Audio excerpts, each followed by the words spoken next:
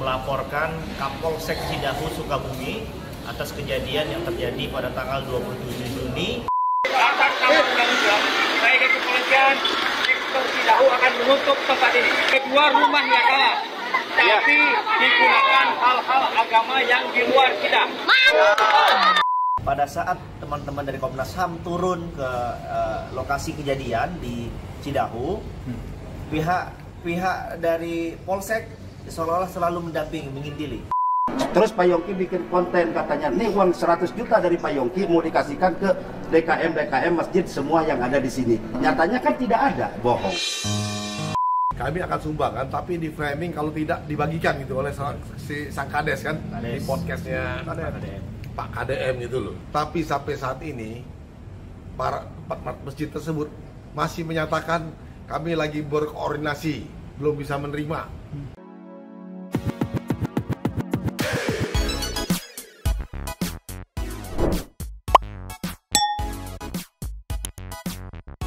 Yo, Mang Senti People. Welcome back again bersama Nyonya Dan Mamang, si Abu kalingan tidur, si Pakun juga bobo, dua topi mangkok. Inhere, always inhere. Jangan lupa buat yang belum subscribe silakan dicengklung. Buat yang belum dapat notifikasi silakan dicengkling. Yo, yes. Santuy People. Today ada update nih perkembangan terkait kasus pembubaran retret di Villa Cidahu. Masih ingat dong teman-teman Santuy People? Jadi update-nya tadi aku ngeliat sepertinya akan meningkat nih. Maksudnya meningkat sebelumnya yang tadinya diarahkan sebagai pengerusakan rumah pribadi gitu kan, masih berproses. Ya mungkin karena ada satu dan lain hal, argumen-argumen yang ceritanya berbeda, mungkin bikin teman-teman netizen bingung. Akhirnya ada rilis lagi nih video yang mungkin bisa dijadikan barbuk, yang akhirnya sekarang oleh si pelapor akan dinaikkan menjadi penistaan, coy. Iya, dan gak main-main yang dilaporin, ada Pak RT, Bapak Kades, dan Pak Kapolsek Cidahu. Karena ada videonya yang beredar. Meluncur dulu. Nih yo, kita buka dari Intens dulu. Mohon izin Intens, ini ada video yang judulnya Kuasa Hukum Korban Toleransi Sukabumi datangi Mabes Polri untuk laporkan Kapolsek Sukabumi. Jadi selain Kapolsek ada Pak RT sama Pak Kades juga yang dilaporkan. Karena dalam video itu, nanti kita lihat videonya. Tapi ini dulu ceki-ceki. Hari ini kami mendatangi Divisi Propam Mabes Polri untuk melaporkan Kapolsek Cidahu Sukabumi atas kejadian yang terjadi pada tanggal 27 Juni 2025 di Cidahu, Sukabumi, Jawa Barat. Yang mana menurut kami menduga Kapolsek Cidahu Sukabumi pada saat adanya pembubaran retret di Sukabumi, menurut kami diduga Kapolsek AKP Endang Slamet diduga tidak profesional dan tidak netral dalam pembubaran. Bahkan ada kata-kata seorang Kapolsek pada saat pembubaran lagi kios-kiosnya masa, seorang Kapolsek kami menduga sampai mengatakan bahwa tempat ini atas nama undang-undang kami tutup. Dan kemudian dia juga menyampaikan seperti yang video yang beredar bahwa tempat ini telah digunakan di luar dari agama kita. Artinya ini menurut kami justru memancing, memanasi masyarakat sehingga masyarakat tambah keos. Seharusnya seorang Kapolsek yang bisa mengademi ataupun bisa mengayomi ataupun bisa menghadang pembubaran tersebut, menurut kami malah sebaliknya. Gitu. Mungkin rekan saya menambahkan. Ya, agenda kami selanjutnya kami akan membuat laporan polisi terhadap kepala desa, RT dan tersangka yang sudah ditahan untuk delik penistaan agama. Berarti jadi kami merasa bahwasanya penistaan agama ini harus diangkat karena memang unsur-unsur yang ada di kami itu sudah terpenuhi. Hari ini mungkin yang jadi Pak RT, Kades, Kapolsek plus yang sudah jadi tersangka pengerusakan rumah pribadi itu ditiban lagi laporannya, didobelin laporan penistaan agama. Itu dia. Tapi tadi mungkin Santuy People yang belum lihat videonya, mana masa Kapolsek ngomong gitu ya nggak? Masa ngomong gitu sih. Tapi sebelum kita lihat videonya kita lanjut dikit ya. Lanjut. Yang dilaporkan berapa orang, Bang? Kalau yang di Propam itu Kapolsek satu orang saja. Kalau untuk yang di LT terkait penistaan agama itu kita akan melaporkan sekitar 3 orang. Berarti 3 orang ini siapa aja, Bang? Ada inisial? Kami juga kepala desa, RT dan satu lagi Tokoh agama lah, ketua. Oh ya, sorry, 4. Ada tokoh agama juga, terus sama satu lagi ada salah satu ketua PAC partai besar. Mungkin laporan ini terkait apa Bang? Laporannya terkait pasal berapa? Mungkin laporannya terkait apa? Mungkin terkait apa dilaporkannya? Yang kami laporkan ini terkait penistaan agama. Di sana. Di mana ada kalimat-kalimat mereka yang mengatakan bahwasanya apabila agama lain yang beribadah di tempat itu sudah mengotori kampung halaman mereka. Jadi itu yang sangat berbahaya ya perkataan tersebut, karena ini kan agama apapun di Indonesia ini kan dijamin oleh konstitusi untuk menjalankan ibadahnya masing-masing. Jadi mereka sudah melanggar konstitusi juga gitu. Jadi mereka melanggar hak manusia untuk beribadah di negara ini.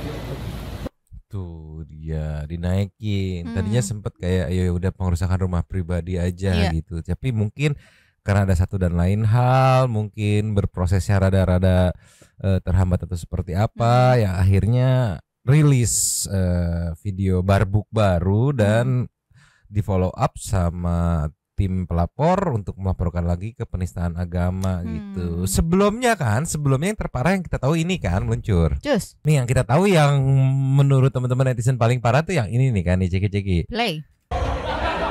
Ini Anda sudah ngotori, tidak ada satupun di sini yang luar dari agama kami. Sekarang Anda kotorin ini. Oh, Anda sudah mengotori gitu karena di sini tidak ada satupun yang di luar dari agama kami kan gitu kan kalau nggak salah kalimatnya ya. Yang kita tahu kan ini yang paling parah ya, di mana ini diucapkan oleh ex ketua PAC Partai Punten, mohon maaf PDIP yang kemarin sudah di follow up sama Mang Ono untuk segera dicopot, dipecat lah, disanksi ibaratnya gitu kan.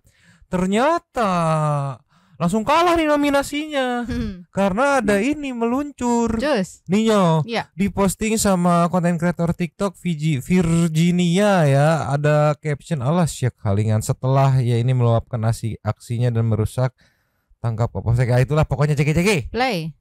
Atas nama undang-undang saya dari kepolisian sektor Cidahu akan menutup tempat ini.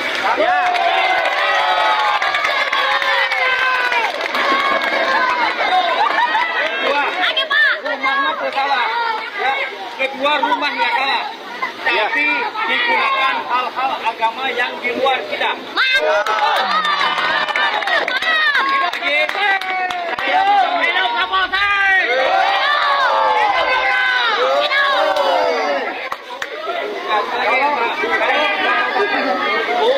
Semua percayakan pada kami karena tempat ini sudah ditutup. Sekarang bubar saja.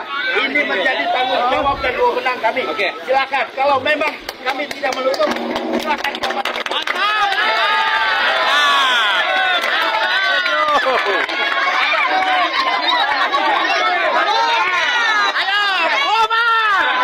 Silakan bubar.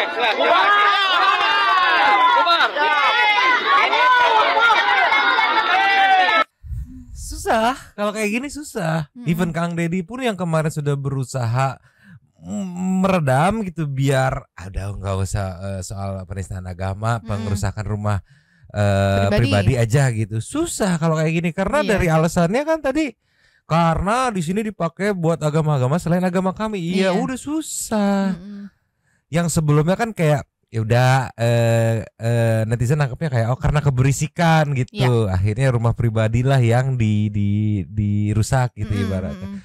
Kalau kayak gini ya latar belakangnya ya dugaanku ya bukan semata-mata karena keberisikan. Karena tadi yang ditekenin bukan karena berisiknya, karena dipakai buat hal-hal agama selain di luar agama kami. Gitu. Ya kasarnya nggak menerima agama di luar agama mereka lah. Yang ibadah di rumah sih sulit. Aduh, elah.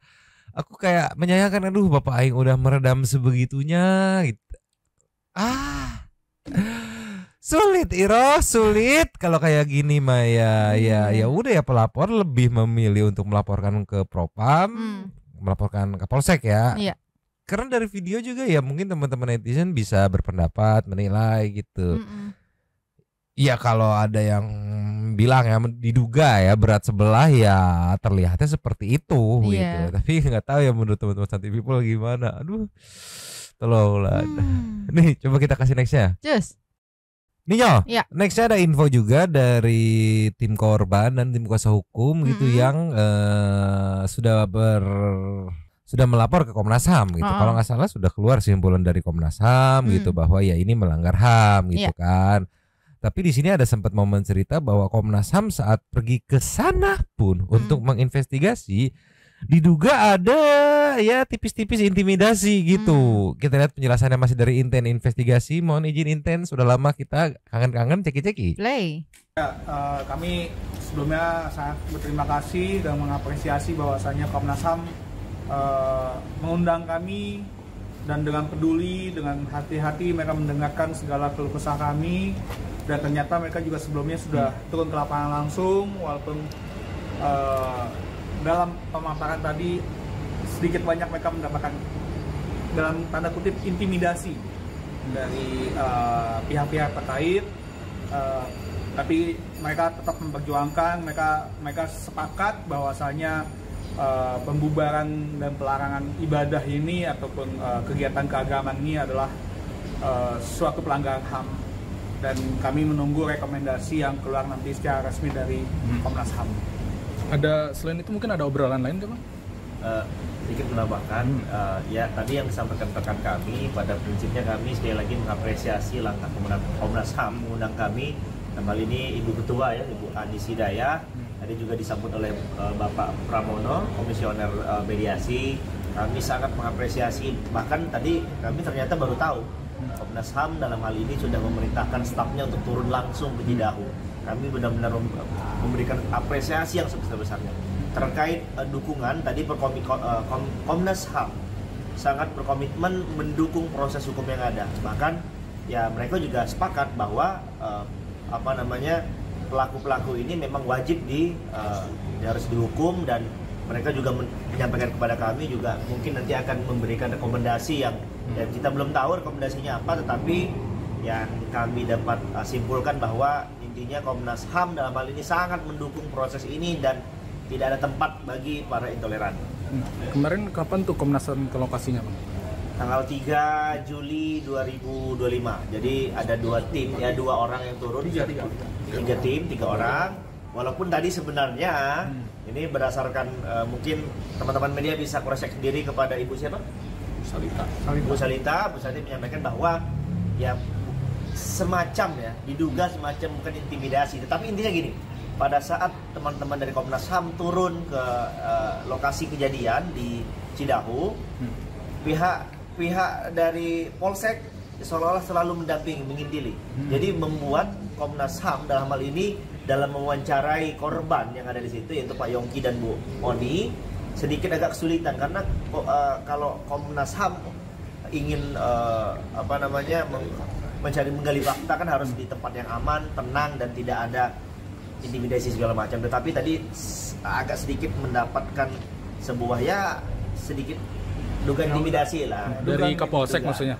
Dari Polsek, karena ya tadi versinya dari pihak Komnas HAM bahwa pihak Polsek ini dan Babinkan Tipmasnya selalu ngintilin. Jadi sehingga mereka tidak nyaman lah dalam menggali fakta yang ada.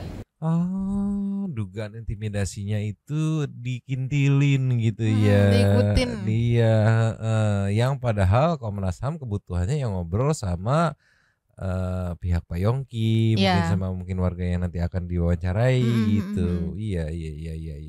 Menarik juga ya sampai pihak kepolisian Polseknya gitu kan. Iya. Ya mungkin mengawal Komnas HAM, tapi ya mungkin Komnas HAM kayak aku nggak perlu dikawal tahu gitu mungkin kali ya. Sama juga kan ada kekhawatiran juga pasti dari Komnas HAM-nya Mang. Jadi kayak kalau misalnya diikutin nih sama takutnya nggak bebas ceritanya, nggak lepas gitu kan mungkin ya. Ya itu mungkin juga dugaanku jadi landasan Pak Wedi dan tim yang akhirnya memutuskan untuk melaporkan Kapolsek Cidahu ke Propam Mabes Polri. Karena dari cerita tadi kalau kita mikir ya kenapa anggota kepolisian Polsek sampai nempelin Komnas HAM? Iya. Logika sederhananya dugaanku ya karena ada perintah gitu kan. Ya maksudnya kalau nggak diperintah ya kayak ngapain, itu kan tugas Komnas HAM sama penghuni rumah situ gitu yang akan diwawancara, ya udah gitu, kecuali Komnas HAM minta pihak kepolisian ada pendampingan ya. Tapi di sini katanya Komnas HAM merasa risih gitu karena you know amin lah gitu pokoknya. Tolonglah. Tapi ini kita kasih nextnya mungkin video juga yang bisa mendukung statement Pak Wedi nih meluncur. Nih diposting sama Jambul_Escobar konten kreator TikTok. Kalau kemarin sempat berseliweran soal Pak Wedi yang nggak mau mediasi. Nah di sini ada video dengan caption buat yang bilang katanya Pak Wedi tidak mau musyawarah nemuin warga, yang ada malah intimidasi. Ini cuma boleh satu mobil katanya. Ceki. Play. Revisi ibadah tidak ada suara keluar gitu loh. Ya kan? Ya kalau tidak ada suara, kita kan bisa buat nggak ada suara keluar itu kita. Ya kita siap aja. Ya kan? Tidak ada suara keluar kan? Bisa diterima nggak? Sebetulnya diterima atau tidak karena kami ada laporan, tetap ada suara. Kan saat itu kedengaran ya, waktu itu kan kita bicara ke depan cara ini. Ke depan, saya udah punya komitmen dengan Pak Wedi untuk satu mobil kita izinkan, karena itu mungkin keluar dari sini. Lebih dari satu mobil kita nggak izinkan. Tolak ukurnya udah ke sana. Itu dia saat negosiasi. Kalau terganggu ya mungkin kata yang aku tangkap ya, punten kalau salah ya, aku tangkap Pak Wedi ya, kalau terganggu ya udah berarti kita akan usahakan untuk prosesi ibadahnya tidak sampai ada suara keluar gitu. Iya. Nah, gimana deal enggak? Tapi tadi katanya ya udah kesepakatan ke depannya kalaupun mau dijadikan tempat untuk acara beribadah gitu, acara keagamaan, maksimal boleh satu mobil doang katanya. Ya bingung kan Pak Wedi, bingung. Kita satu mobilnya mobil bus panjang banget gitu. Atau kayak gimana? Berarti di sini bisa dipastikan nggak sih bukan semata-mata karena suara nggak sih? Iya kan? Jadi memperkuat kalau ya terganggunya tuh risinya mereka ini ya karena prosesi ibadah agama lain yang ada di tempat situ gitu, bukan semata-mata karena suara. Kan kemarin sempat beredar juga karena suaranya, soundnya berisik gitu, keluar-luar tetangga terganggu gitu. Iya, terus juga katanya kalau pas udah ditegur bukannya tahu diri bubar aja, tapi ini malah lanjut gitu kan bahasanya tuh kemarin tuh. Terus beberapa video yang baru beredar ini kan mempertebal bahwa kayaknya bukan soal suara deh kayaknya gitu ya, kayaknya gitu. Ini kalau kayak gini mah asosiasi ya kemarin Kang Deddy udah mau mencoba meredam gitu kan. Tolonglah. Terus ada lagi nih meluncur. Ninyo. Ya. Ini lagi penjelasan dari Pak Wedi. Yang berhubungan dengan uang 100 juta dari KDM. Oke. Di sini sih katanya aku tanggap Bapak Kades yang cerita di video KDM itu katanya berbohong soal uang 100 juta dari KDM itu. Nah, berbohongnya kayak gimana ini dari Inten Investigasi? Kita lihat ceki-ceki. Play. Tapi soal sumbangan 100 juta kan katanya disumbangkan ke masjid. Itu gimana ceritanya, Pak? Begini. Ini memang kita akan sumbangkan. Bukan tidak gitu. Kita akan sumbangkan. Ini pas yang pertanyaan yang bagus nih. Kami akan sumbangkan tapi di framing kalau tidak dibagikan gitu oleh si sang Kades kan di podcastnya Pak KDM gitu loh. Nah, saya perintahkan kepada Pak Yongki, tolong kamu rilis, saya minta masjid di sekitar dan musola di sekitar, ya minimal 4 sampai 7 gitu ya kan, 3 masjid 4 musola lah, saya pikir cukuplah mewakili di situ kan. Untuk saya akan alokasinya secara proporsional gitu loh. Tapi sampai saat ini para 4 masjid tersebut masih menyatakan kami lagi berkoordinasi, belum bisa menerima. Bukan belum mau nih bahasanya nih, belum bisa gitu loh. Sampai saya keluar statement, kalau sampai dalam beberapa hari ke depan tidak ada, karena itu uang di tangan kami ya, bukan di tangan saya lah persisnya, masih dititipkan di Yongki, saya akan ambil itu dan akan saya serahkan ke tempat-tempat yang mungkin lebih membutuhkannya kalau mereka tidak membutuhkan. Nah kira-kira gitu. Jadi saya mengcounter pernyataan daripada Kades yang menyatakan kami tidak mendapatkan, dengan gaya bahasa retorikanya yang luar biasa gitu loh. Saya juga heran, dia belajar teater di mana gitu loh. Iya kan, mungkin dia belajar di Broadway kali gitu loh. Itu jadi bukan bukannya statementnya bohong kalau menurut Pak Wedi ya, bukan statement Pak Yongki itu bohong mau ngasih ternyata enggak. Tapi dari Pak Wedi udah mau ngasih tapi belum ada si penerima, belum pada mau gitu. Iya, masih menunggu apa katanya tadi? Menunggu mau diskusi dulu katanya. Iya, dugaannya pasti teman-teman netizen akan mengarah ke KKDDS itu. Iya benar. Iya, yang jangan mau terima misalnya seperti itu dugaannya. Iya, ya jadi gitu. kayak seakan-akan mau diarahkan atau di framing ke itu bohong tuh kemarin bilang mau dibagikan tapi nggak ada gitu. Tapi sedangkan ya ini kalau mikir jelek lah gitu ya, sedangkan jangan terima dulu, nanti saya mau mengeluarkan statement dulu ke Kang Deddy atau gimana gitu. Iya, dugaannya seperti itu. Iya, jadi mohon maaf ya kalau mikirnya jelek ya Mas. Iya, dugaannya jadinya ya ke arah situ karena ada beda versi cerita gitu dari Pak Wedi menjelaskan atau memberikan counter statement yang kita udah mau ngasih, cuman pihak menerimanya belum bisa katanya mau dikoordinasikan, diobrolkan dan segala macamnya gitu kan oleh siapanya yang tidak disebutkan gitu. Iya. Karena kan tadi dibilangnya 3 masjid 4 musola kan. Nah, kok di sekitar situ. Kok bisa semuanya kompak gitu berarti kan ada yang mengkondisikan gitu lah ya. Tapi kalau kita flashback omongan dari Bapak Kades di channel Kang Deddy meluncur. Ninyo, kita flashback deh ke yang ini nih saat Pak Kades menjelaskan. Ceki-ceki. Play. Bisa rukun damai kembali untuk membangun desa, Pak. Terlebih enak desa Tangkil arek ulang tahun Pak tanggal 13 yang ke-100. Jadi nggak ditanya di mulia didatang deh ke Tangkil. Tapi jangan sampai Bapak datang justru membuat suasana gaduh. Kayak kemarin kan gaduhnya katanya Bapak mengasih uang ke Pak Yongki 100 juta. Terus Pak Yongki bikin konten katanya, nih uang 100 juta dari Pak Yongki mau dikasihkan ke DKM masjid semua yang ada di sini. Nyatanya kan tidak ada, bohong. Gila. Ini yang bener yang mana? Aku mikirnya kalau penjelasan Pak Wedi tadi yang benar gitu. Wah gila pemain nih. Iya enggak? Iya. Nge-framingnya tolonglah. Iya. Kalau misalnya benar ya. Kalau misalnya benar, iya. Dan kami pun bukan butuh uang Pak, butuh kedamaian, hidup rukun.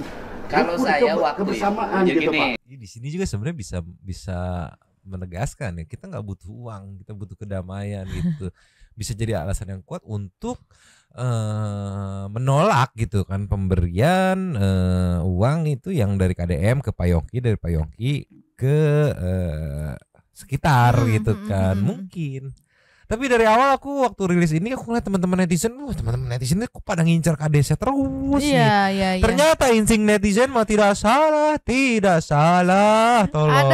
Ada di berapa video yang baru berarti tadi 2 ya Mang ya? 2 video baru dan dua-duanya ada Pak Kades sih. Iya loh, yang pertama woi, yang kedua woi. Aduh. Gimana tuh ini? Ya walaupun disebut optimis tapi disebut rada pesimis juga gitu bakal berlanjut gitu. Tapi ya kita serahkan saja sama teman-teman netizen soal mengawalnya gitu lah ya. Cuman aku nggak expect aja soal VT ini. Katakannya keluar dari Pak Kapolsek nggak expect. Kalau yang sebelumnya mungkin dari ex ketua PAC partai PDI gitu kan kayak ya udah gitu kan. Dia sebagai orang gitu personal gitu. Kalau ini kan lagi sedang sebagai Kapolsek gitu. Aku expect aja jujur ya. Dan akhirnya teman-teman netizen juga lah jadi pada ngincer semua fokusnya ke Pak Kapolseknya gitu. Bener, aku jadi ke recall lagi gitu. Oh pantesan ya waktu itu Pak Wedi Pak Wedi atau pengacaranya gitu. Di Mas Uya ya? Iya, yang bilang harusnya kan Kapolsek itu tugasnya ya buat mendamaikan, menyatukan, kalau misalnya ada kesalahpahaman ya dilurusin gitu. Ini tapi kok enggak gitu, karena kita kan belum ada bayangan kenapa ya ngomongnya gitu. Dan akhirnya sekarang kita ngerti. Iya, ternyata pemahamannya. Tolonglah. Pantas aja di video Kang Deddy yang ini kan rilis 8 hari yang lalu. Sampai hari ini aku belum ngelihat Kang Deddy ngerealisasi buat ketemu gitu. Iya kan di sini meminta Kang Deddy temuin dong. Mungkin tim KDM nggak cross check juga, ngelihat juga, wah sepertinya sulit, ya sudah silakan aja gitu, mungkin ya. Iya. Karena kan di sini di 8 hari yang lalu minta buat ditemuin gitu. Ya secara tersirat aku nangkap sih tadi ya sebelum tanggal 13 dong, kan tanggal 13 ada acara ulang tahun gitu. Entah harapannya tanggal 13 udah damai akhirnya pulang atau seperti apa gitu. Tapi kalau ngelihat video yang tadi beredar sih, video tambahan sih susah sama Pak Wedi dan timnya pun diarahkan ke arah menistiin Igimi. Iya. Bakal alot ini mah, bakal alot. Iya, ya maksudnya proses berlanjut atau enggak ya memang kurang tahu, tapi setidaknya kayaknya bakal alot kayaknya. Iya, masalahnya ada buktinya semua gitu ya Bang. Iya, ada videonya loh. Videonya ada. Iya. Aduh. Di luar agama kami. Tolonglah. Kita kasih next ya. Cus. Ninyo. Ya. Next ada case di salah satu rumah sakit di Jawa Barat yang ditangani sama Bang Hotman Paris. Nih Bang Hotman aja sampai minta bantuan KDM. Saking percayanya sama sat-satnya Kang Dedi nih ya. Di sini diposting sama Bang Hotman. Kita lihat kayak gimana, ceki-ceki. Play. Halo Bapak Gubernur Jawa Barat.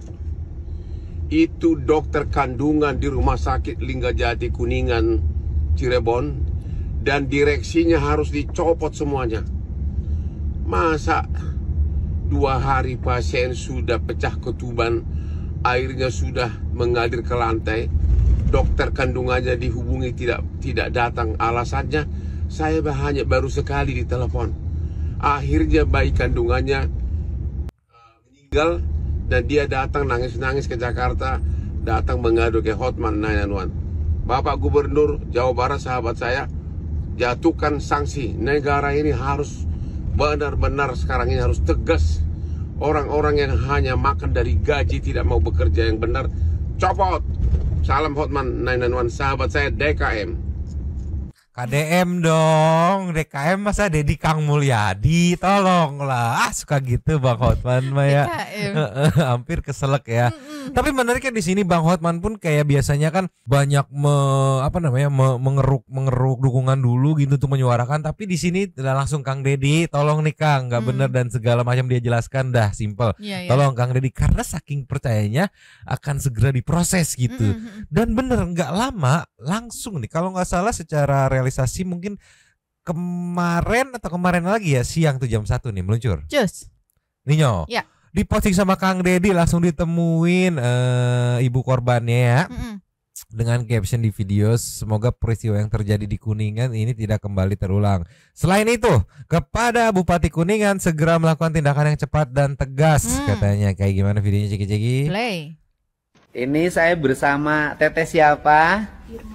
Teteh Irmawati dari Kuningan ya, yang kemarin mengalami problem, yaitu meninggalnya anak yang dikandungnya pada proses kelahiran melalui sesar di rumah sakit karena diduga keterlambatan penanganan dari dokter dan pelayanan rumah sakit Kuningan. Nih saya minta Bupati Kuningan segera melakukan tindakan yang cepat dan tegas agar peristiwa ini tidak terulang lagi, pengabaian terhadap pasien yang memerlukan pertolongan dalam waktu yang sangat cepat dan segera. Dan saya minta jajaran Diskes Kabupaten Kuningan juga melakukan langkah-langkah, komite mediknya bersikap objektif agar peristiwa serupa tidak terjadi lagi. Karena ini anak yang 7 tahun ditunggu. Suaminya pernah pengen ketemu waktu usia 7 bulan ya? Nah, dan sekarang masalahnya ditangani oleh kantor pengacara mana? Kesna dari Hotman 911. Oh, dari pengacara Kesna Hotman 911. Segera masalahnya segera tertangani dan saya doakan Teteh dan akangnya segera persiapan bikin adik yang baru lagi. 7 tahun menunggu ya. Ya perih banget sih itu 7 tahun menunggu. Udah tinggal deket hari H. Karena juga adanya kelalaian yang akhirnya ya salam. Masalahnya katanya sesar tadi kan harusnya ya Mang. Iya. Aduh tolonglah. Tapi respect nih sama Kang Dedi, langsung ditindak cepat. Dan selain dari video ini juga ternyata Kang Dedi sempat ada menghubungi Bupati Kuningan, tapi katanya nggak diangkat teleponnya, no respon. Gimana ini? Coba meluncur. Just. Nih, diposting sama Bapak pengacaranya, Bapak Raden Reza nih ya. Ada caption dari Radar Cirebon ya.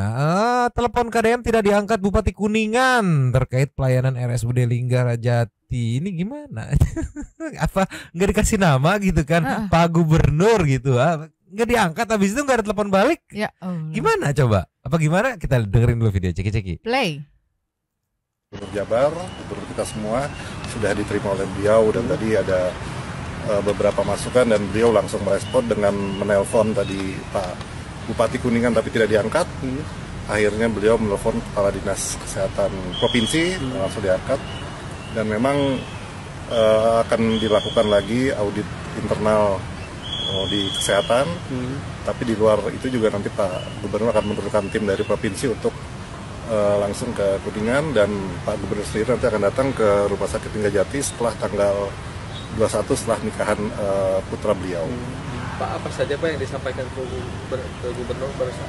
Iya, jadi kita menyampaikan keluh kesah kita sebagai warga Jawa Barat atas pelayanan buruk dari rumah sakit dan juga yang mengakibatkan meninggalnya anak klien kami, dan juga kita juga menyampaikan salam dari Bang Hotman Paris. Pak Gubernur tadi juga sempat video call dengan Bang Hotman Paris, jadi segala unek-unek sudah kita sampaikan, terutama dari pihak ayah anak korban, dan semua sudah sangat luar biasa langsung direspon oleh beliau.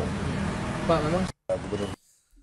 Iya sih, Kang Deddy itu concern banget sama pelayanan rumah sakit. Bahkan waktu itu beberapa kali mas statementnya keluar ya, kalau nggak salah buat rumah sakit di Jawa Barat, kalau menangani pasien terus ada kendala-kendala biaya atau kayak gimana gitu kan, proses dulu aja, nanti laporin ke Pemprov gitu kalau nggak salah tuh kan.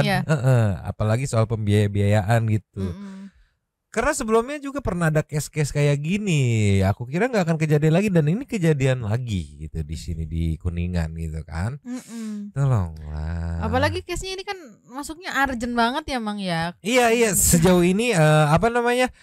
Bukan yang kayak gimana-gimana kayak normal, cuman di penanganan terakhirnya ini yang dugaannya tadi sih menurut penjelasan Bang Hotman lalai pelayanan dan segala macam, yang akhirnya ya tolonglah 7 tahun loh nunggu. Aduh, gimana ini Teh Iro? Ya, jadi kebayang kan gimana mumetnya Kang Deddy gitu ya. Dari yang Cidahu coba diredam, ternyata ada jejak digitalnya yang ya udahlah, dia yang betingkam ya udahlah. Udah susah digeser-geserin jadi perusahaan rumah pribadi, ada bukti jejak digital yang kuat untuk diarahkan sebagai penistaan, ya udah gitu kan. Iya, bisa apa? Kan Terus, namanya kan kemarin kan Kang Deddy juga pernah bilang kan, kalau saya tuh nggak bisa mengikut campur masalah hukum gitu kan. Jadi ya udah mau gimana. Iya, terus yang ini kemarin-kemarin udah dibilangin untuk rumah sakit gitu, yang tadi ya, yang Kang Deddy bilang itu. Lakukan dulu tindakan, nanti urusan misalkan tagihan atau biaya dan segala macamnya lapor ke Pemprov gitu kan. Terus ada lagi kejadian kayak gini. Aduh, tolonglah. Ada aja ini teh gimana tuh Iro. Yaudah, mungkin segini dulu. Besok ada update apa nanti kita gas lagi. Katanya sih dengar-dengar katanya Kang Deddy tuh pakai buzzer gitu, bayar buzzer gitu katanya. Nanti memang kulik-kulik lagi beritanya gitu ya.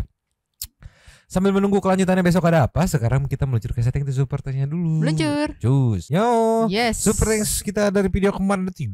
Ada 3. Yang pertama kita buka dari Tirza Krisanti. Terima kasih disambut sama Kakak Seninata. 19 tahun sudah jadi Pak RT.